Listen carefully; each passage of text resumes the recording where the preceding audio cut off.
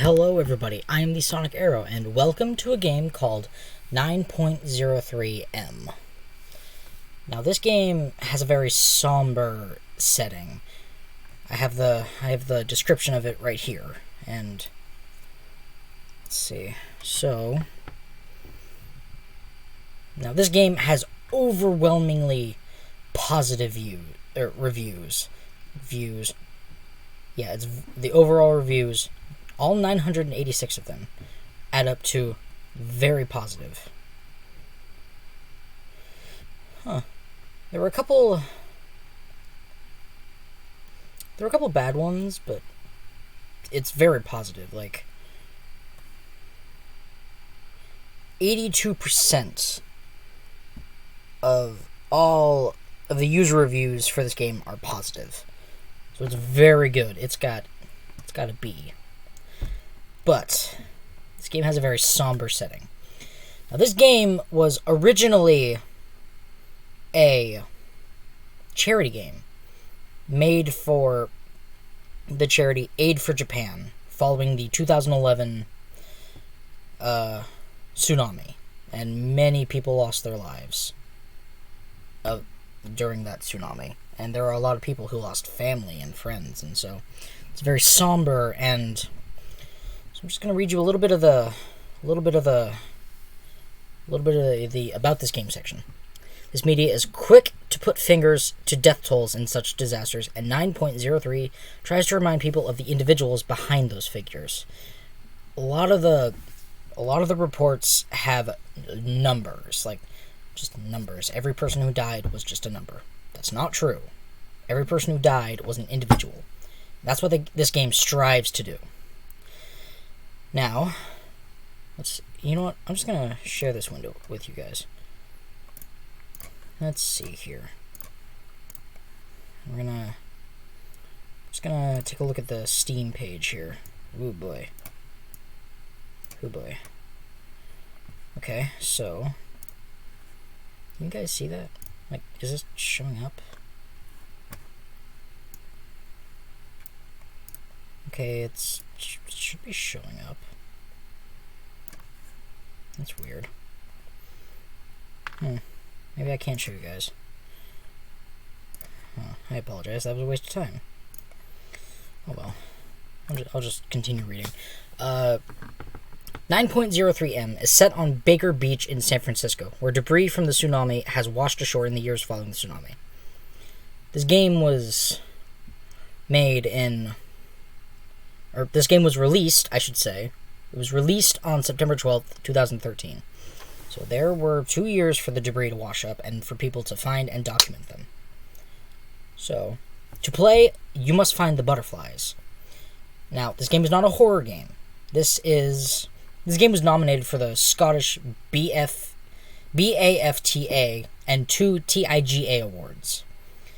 This game is just rated as single player, but it's not a horror game in any sense. No, if any of you know this game, then it is a beautiful story.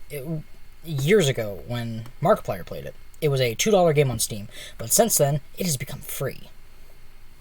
So, if I miss anything, you guys want to pick through and see what you can piece together about stuff that I may start and never finish, because I trail off, then I urge you to play this game. This game has a very somber tone, but it's still a nice game nonetheless. I only watched part of what Markiplier played, but I wanted to play this for myself, because I looked it up and it was like, what is this game? 9.03M? I gotta look at this. I didn't watch much. I looked it up and I wanted to play it. So, all royalties as of 19/12/2013. I assume that's December 19th, 2013, because, well, I don't know what kind of, I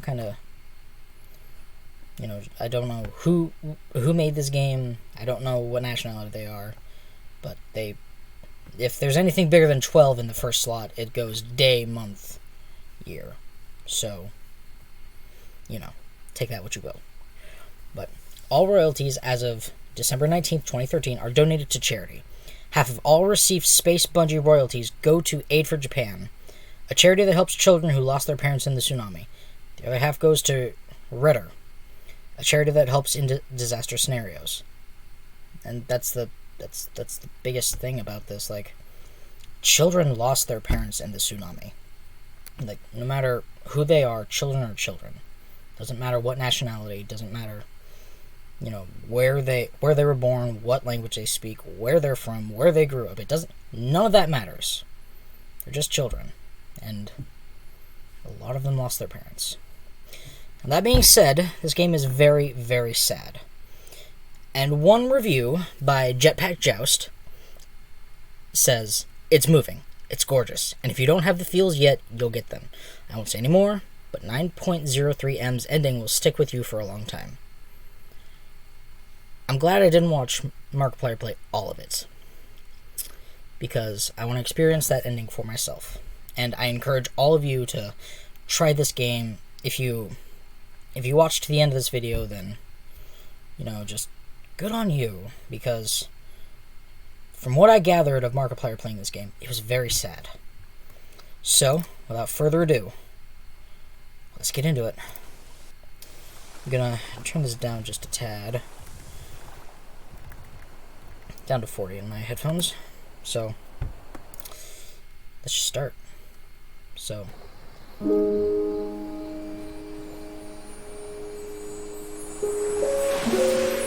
I'm smiling already. It's gonna turn into tears and sobbing. I can already foresee it. Like, you saw the little twinkling thing flying around, right? That was the butterfly. That was a butterfly you needed to find. See? There it goes. So this is a first-person single-player game. It's a small storytelling kind of thing, but the game directs you, and you play through the eyes of someone going to Baker Beach. I assume at night, but that's open to interpretation. See? Find the butterflies. You can't run in this game, and I'm trying to run. You see these little dots? The ones that have a pattern? Like, not the ones that jingle jangle all around the screen, but these little ones here? They are the guiding light. It's like clairvoyance in Skyrim. You see that person? They leave behind something. Like, this is just a memory of a person who left something behind. See? They left a soccer ball. Press E. Move the mouse cursor to the edge of the screen to rotate the item. Find the clue and click it. Ooh. There. See? You find butterflies. Tatsuya Seto. I wonder who that was.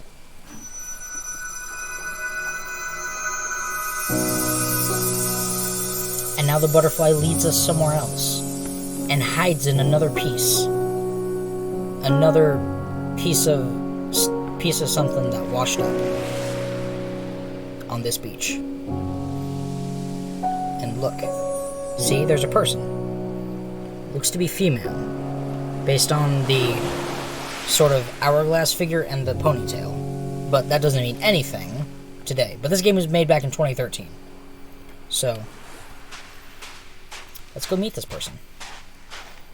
But that Mr. Sato, he must have liked soccer, because the soccer ball was the piece of him that was left behind. So we can make inferences based on the fragments of memory. It's kind of like Kingdom Hearts in a way, because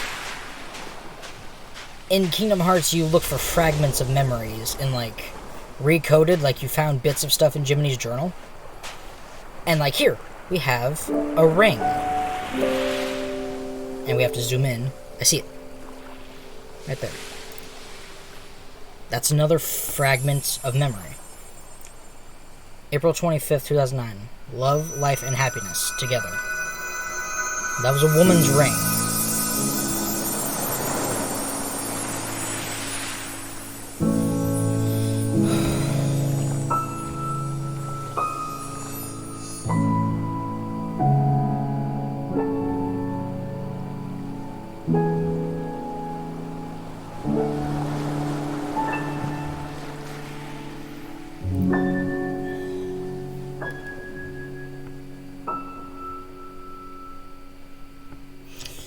I'm trying not to tear up here because the blue just sets the mood of something somber and nothing to be joked about.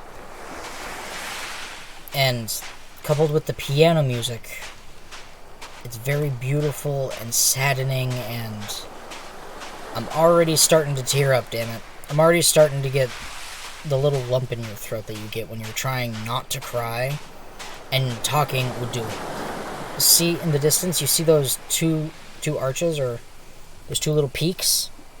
That's the Golden Gate Bridge. So this is Baker Beach in San Francisco. And the Golden Gate Bridge right there just sets that into stone. I've actually been over that a few times myself. And it's very nice, especially when it's foggy, because you can barely see in front of you except for the cars that are driving in front of you. And so, music box. Maybe? That looks like a music box. So what is this? Hey, the butterfly.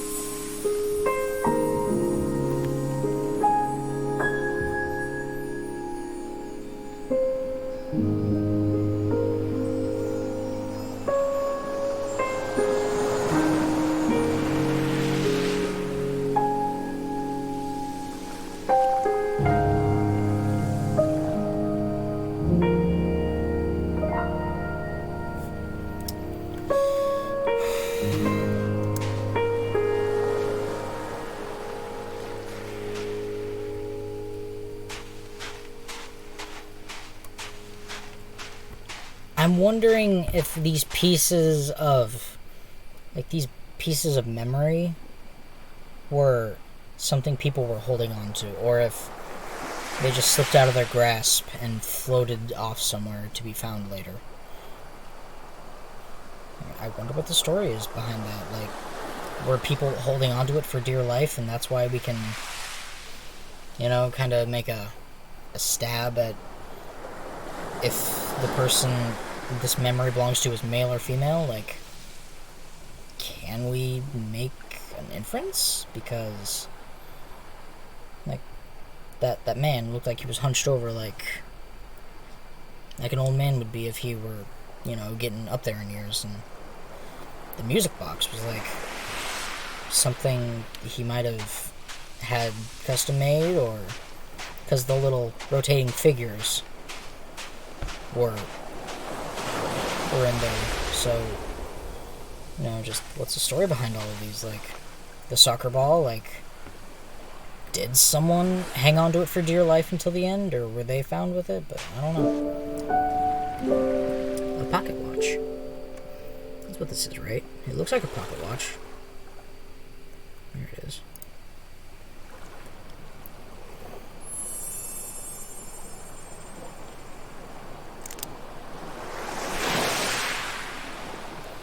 Looks like it stopped at 2:55, almost 3 o'clock.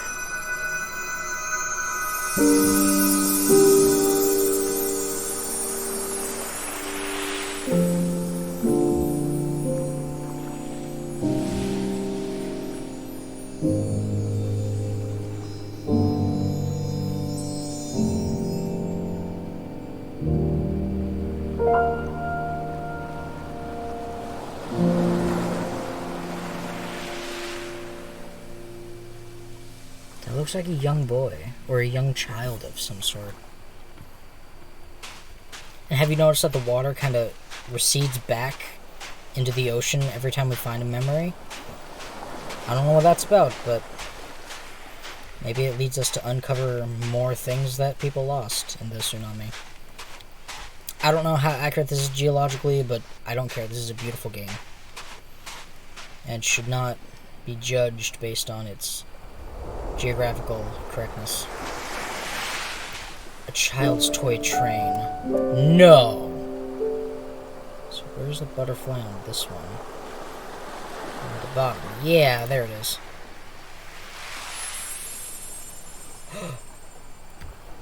A handprint.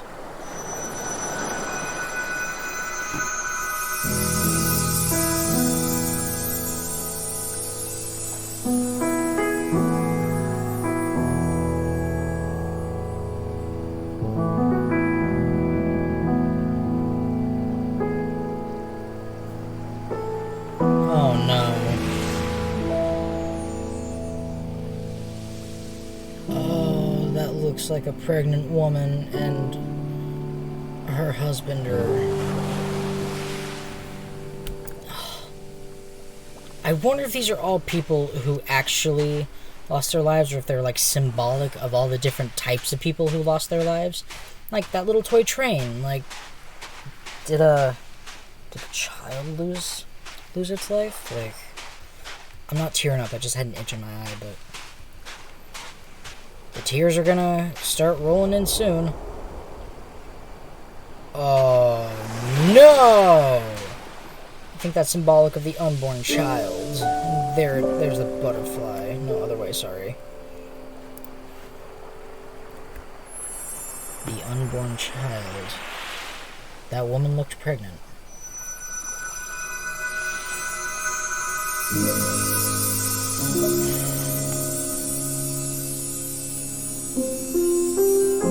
Three butterflies. Oh no, I'm gonna start crying. I'm seriously gonna start crying.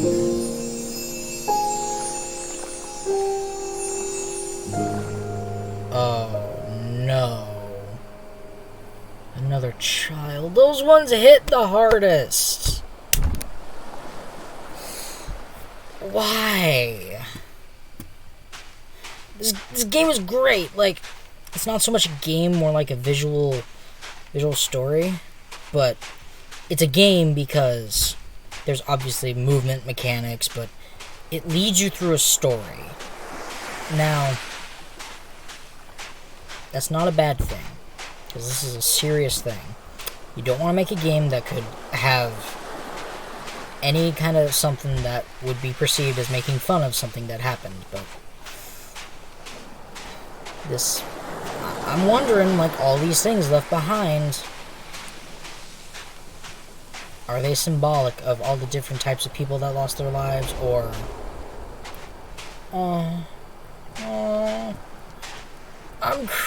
I'm starting to cry! Oh, that poor teddy bear. Wait, oh, wait. I thought it was going to be on the foot. Teddy. Oh, the teddy bear was named Teddy. Oh.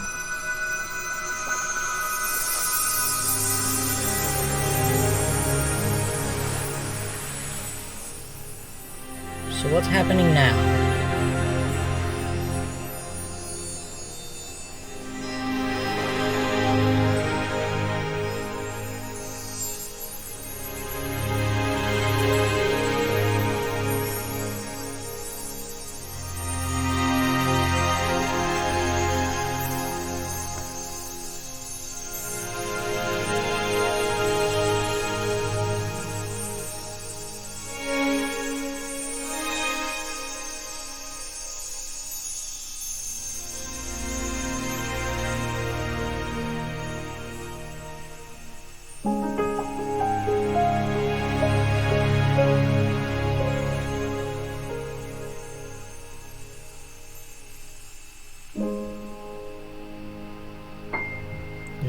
.03 M. Is that the magnitude of the earthquake? Because it was a magnitude 9. Dedicated to the unique men, women, and children who lost their lives or are still missing as a result of the tsunami that devastated Japan on March 11, 2011. That was beautiful. Loading? Oh.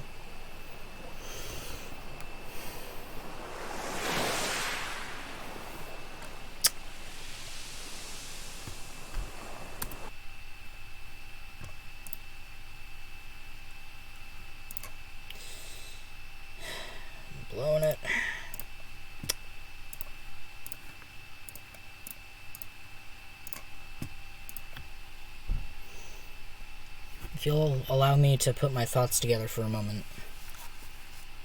There's no sound playing. Just close that window. Well, first of all, what do you guys think? Like, about those butterflies becoming the stars in the sky? Because that's what that was. Like, all of those people standing there after we found that teddy bear. Like, those butterflies started flying up. Those one butterfly was the memory of one person. And that was beautiful. That was a beautifully made game. And all those people. There's that woman. There was that man in the beginning who had his soccer ball. Mr. Sato. And then that woman and her ring. Then the man in that music box. Like, were bodies found with those items? I don't know.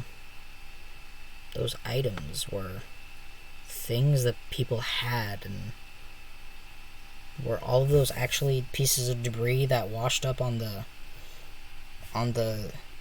beach in San Francisco, or were those just metaphorical? Like, I want to believe those were actual items found, and like the people they represented. Like,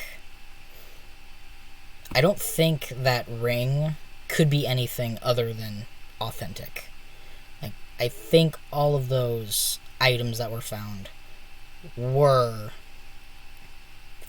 on Baker Beach in San Francisco. Like, the little train with the handprints, the ring, the music box, the soccer ball with the name on it, that was oddly specific.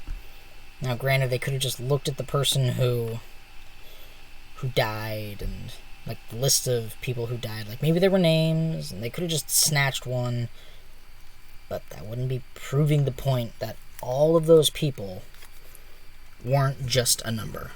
I believe all of those were authentic, because they have to be authentic if you want to prove your point that not every person is just a number. And so they have to have been unique, because the little handprint, you can't fake that. I mean, you could just get a JPEG, but that's lame. Like, no one who would put in the effort for that kind of game and then donate all of the proceeds to charity, like half of them to one and half of them to the other, like half of it went to the one for the children who lost their parents, and half went to the other half went to the place where disasters hit to help rebuild and such. And you can't make a game like that, have the proceeds go to such great charities, and fake all of the items that you find in a game like this. It's just not possible. So that teddy bear had to have been found, probably soaked with salt water from his long journey. And the music box, which probably they got to work again just by, like, all of the mechanisms in the music box that make it spin had to have been rusty at least, so they might have fixed it up and restored it to working condition. And then the train with the handprint, they probably, I don't know, cleaned up a little, restored the wood, and painted the handprint. Like, something like, you can't make this up. Like, it was an oddly specific date for that wedding ring, or that ring. It could have been an engagement ring, but I think it was a wedding ring, because that's an oddly specific date. And usually you don't have dates of engagement on engagement rings. You usually have the wedding on the wedding ring if you get them made after the wedding for each of you to have.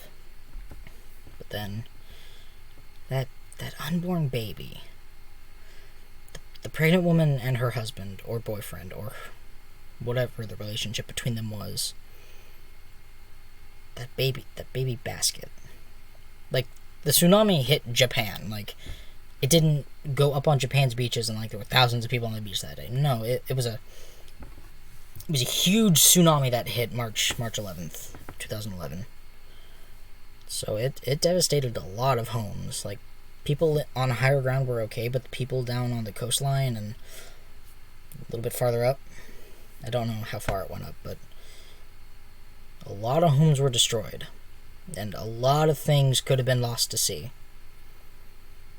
And you never know, like, those bodies that weren't found could have been washed out to sea forever, could have been left on the bottom of the seafloor, then covered up by the sand and the dirt and such on the seafloor.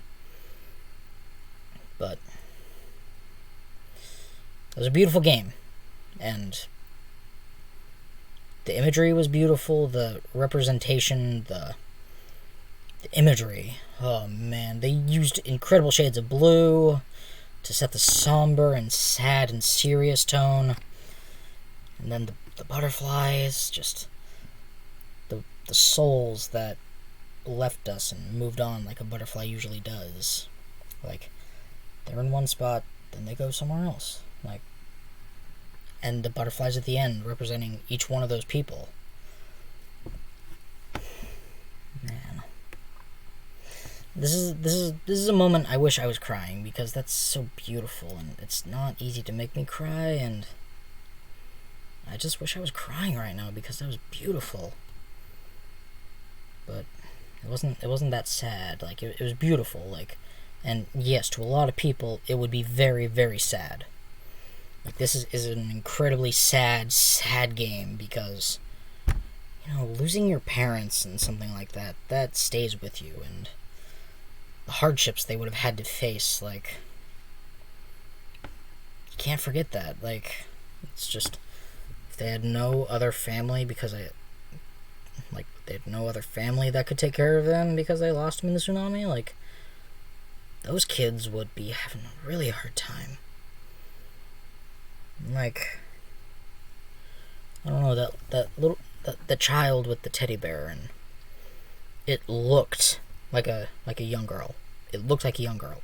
That's just what it looked like to me. And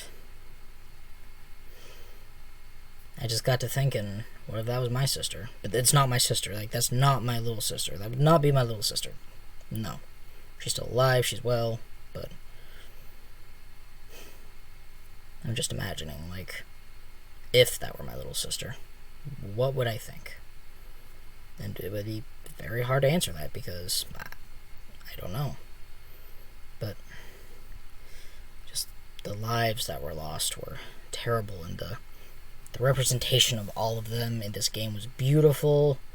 Some of it very sad, yes, but the different kinds of people that were lost, like, that's the thing. Like any statistics can show you how many men, women, and children were lost. Like, that's fine, but when you get into the different kinds, you start feeling more, rather than just, that was a lot. Like, imagine someone lost, okay, just imagine that little girl with the teddy bear. Like, whose child was that? And, like, that teddy bear, she was you can tell she was very fun-loving and caring, because that teddy bear was kept incredibly well, and the stitching on the back of the ear that said Teddy, and just, those are the kinds of people that were lost. Like, fun-loving, very down-to-earth, very carefree, head in the clouds. Just funny, serious, and just kind of in their own little world, but still grasping reality. You know, the ditzy, that's the word. But that's not a bad thing. Like, that's just some people. Like, some people just are kind of a ditz, and there's nothing wrong with that. I mean, it's better than being a clumsy oaf. So, you know, stubbing your toe on everything, tripping over nothing, falling up the stairs, choking on air, that kind of thing. no person is inherently bad. Like, that's not what I'm saying. Like, just the different kinds of people. And so, just those kinds of people. They were lost, and some of them not, but some of them were. And you can't just think about the person like for who they were. It was who they were to other people. Like, that's also a big thing statistics cannot show you. Like, a father. Okay, so this one man was a father, and he was part of the men that were lost. Sure, but you don't really get a scope of who he was. You just know he was a father to somebody. Okay. What else? It'd be like... I'm rambling here. I'm sorry. It's just a good game, and I need to...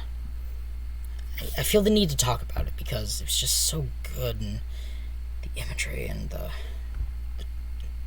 like, making games, and even something like this. Like, this was a game.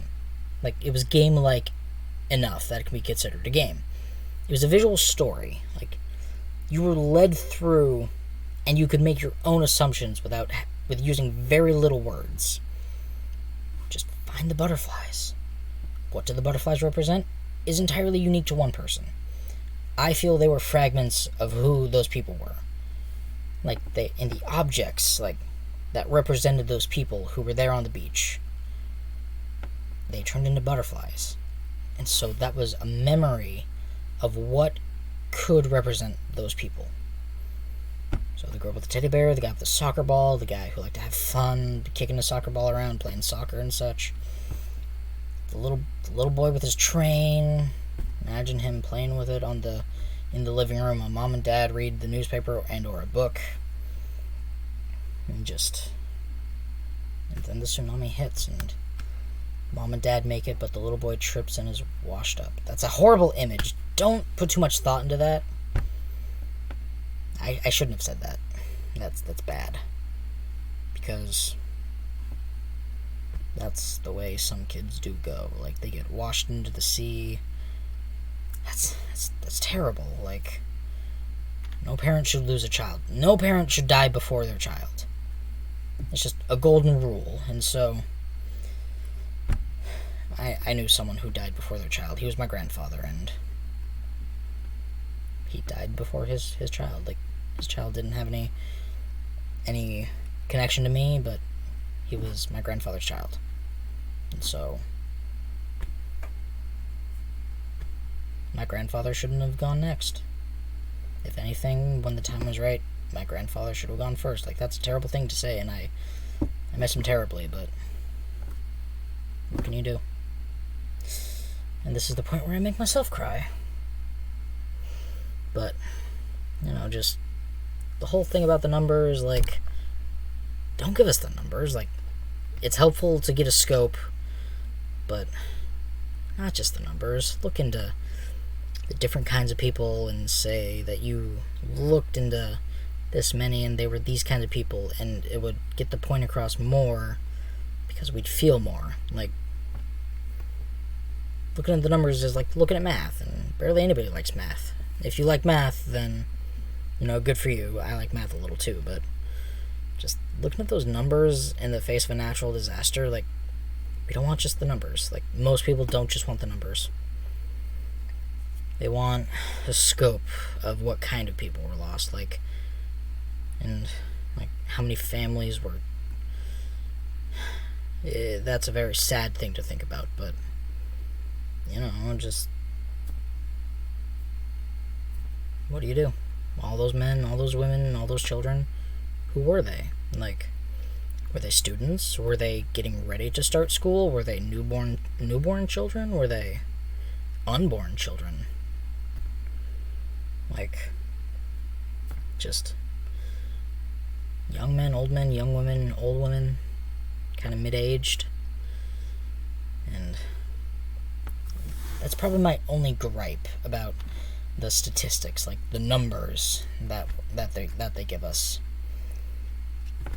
And if you'll indulge me for a moment. If you'll indulge me for a moment. The Tohoku. I'm mispronouncing that. I know. I don't speak Japanese. I don't know. It was a magnitude 9.0 to 9.1, so 9.03 magnitude, undersea megathrust earthquake off the coast of Japan. It occurred at 2:46. No. In Japan time, it was 2:46 on Friday, March 11th. Approximately 75 kilometers east of the Oshika Peninsula. And the underwater depth of approximately 29 kilometers or 18 miles was the hypocenter of the earthquake. It's the most powerful earthquake ever recorded in Japan. The fourth most powerful earthquake in the world since modern record keeping began in 1900. That's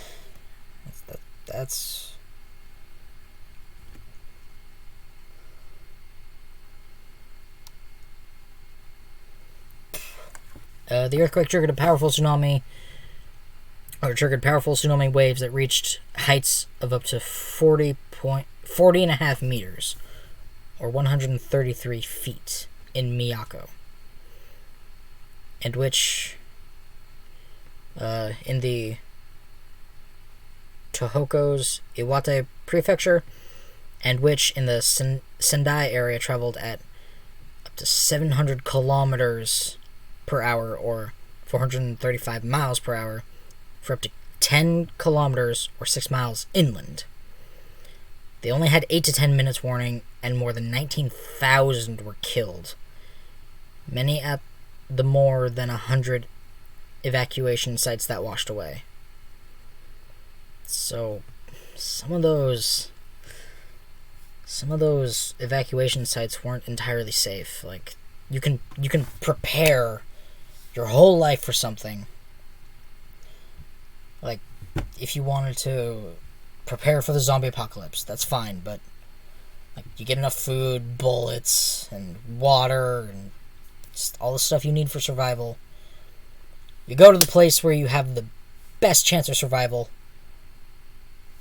and it can all go to crap if you get eaten in the first day.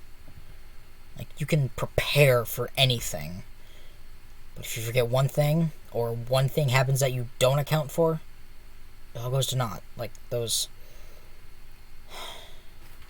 100 plus evacuation sites, like, they were prepared, but the tsunami was just more than they accounted for. Like,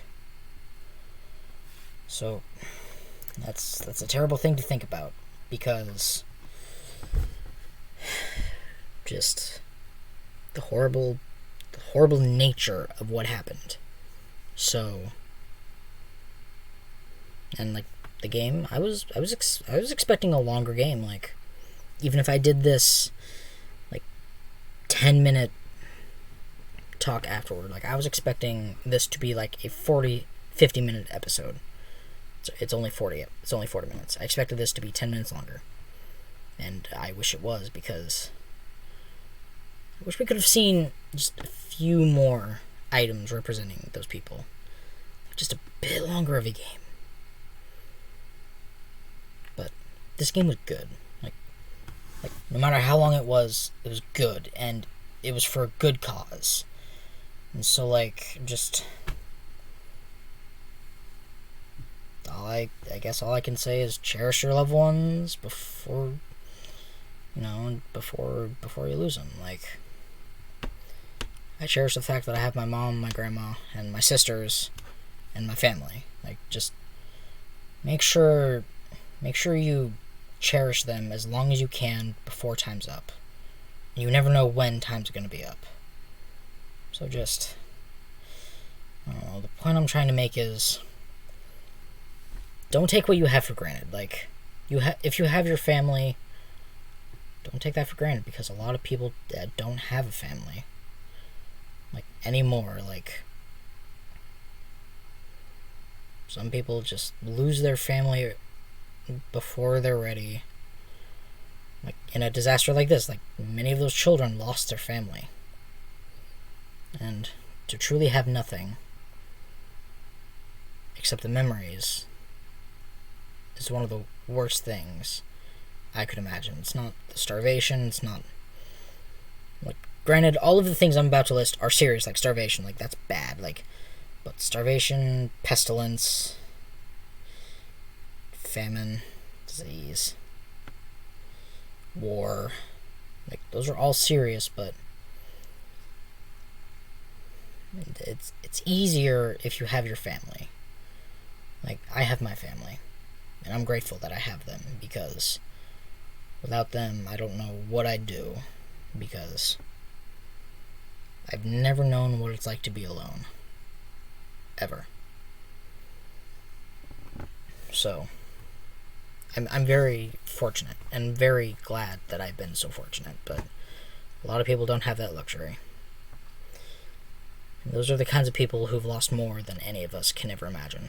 Like, if they're all alone. Like, the human race is a social species. And if we're left alone long enough, we go insane. It's like that episode of The Twilight Zone, where the guy was alone in that chamber for 2 weeks, and he was just pressing the button to let them know, get me out of here. Because he was alone, he went crazy, he started seeing and hearing things that never actually happened, like looking for people, because he believed people were there. And people were there, but he was alone in that little box. So, his mind made stuff up. So, just don't take what you have for granted. If you have people who care for you, don't look that gift horse in the mouth, because there are a lot of people who don't. Like, so I guess what I'm trying to say is, count your blessings and like look for the silver lining. Like, even though you may not have, if you don't have a lot of food to eat, just be glad you have your family before they're gone. Like, as long as you have your family, you're sitting pretty good, because a lot of people don't. Like, no kids, no spouse, no mom, no dad, no brother, no sister, no aunt, uncle, any kind of family member. Like, the people who don't have that and are just on their own. It's one of the worst kinds of fate, to be alone. So, like I said, don't take count your blessings, don't take them for granted, and cherish them before they're gone. Because you could wake up tomorrow and truly have nothing. Like, nothing at all. So, this is the last time I'm going to say it. Cherish your family, don't take what you have for granted, and look for all the positives, because if you look at the negatives, you'll never see the positives for what they are. Like, this is a stupid example in the face of this, but the iPhone 5 versus the iPhone 6, like, iPhone 6 is better, but be glad you have one at all, because you could wake up tomorrow and not have it. And just like the people in this game who lost their families and and parents and children, and just, I bet they're wishing they had just another minute. That's all you can really do. Just another minute. Would have been so sweet. It's like my grandfather. Just another minute. I'd be okay. I'd be okay with it, but I can't turn back the clock, I can't pause time, I can't bring it back, so on that note, before I make myself truly break down and cry, thank you everybody so much for watching this video. I know I say that at the end of every video, but if you made it to this point, then good on you, because it truly takes a strong will to make it this far, because not everyone can handle the serious talks, and they don't want the serious talks. And if you stopped the minute I mentioned this game was sad, depressing, because it dealt with the tsunami in 2011 and was about all the people who lost their lives and their family, then some people just can't handle it. It's not to say they're weak, it's just they're not ready to deal with it yet. They could have similar experiences. So again, if you made it this far, good job. I'm proud of you, but I'd say that if you watched none of this video. I'm just proud of you all, because people do such amazing things every day. So on that note, thank you again, everybody, for watching. I can't express how much I want to say thank you for watching this. Even if you didn't make it to the end, just thank you. If you skipped a whole bunch, that's fine. But just, if you want to play this game for yourself, it is on Steam. Just search 9.03 and it'll be the first thing that comes up, and it'll be the only thing that comes up, because there's nothing else named 9.03. So again, thank you everybody so much for watching. I'm not going to ask for the likes, the comments, or the subscriptions, because that's not what this game's about. So thank you for watching. This has been a great experience, and I know it's in the middle of Minecraft, but I felt the need to do something different than just the upbeat and joyful, because there's not everything is upbeat and joyful. There are bad things in the world, but hopefully you don't look for them, because the bad things will just cloud the good. So again, thank you everybody so much for watching, and as always, I will see you in the next video. Bye bye.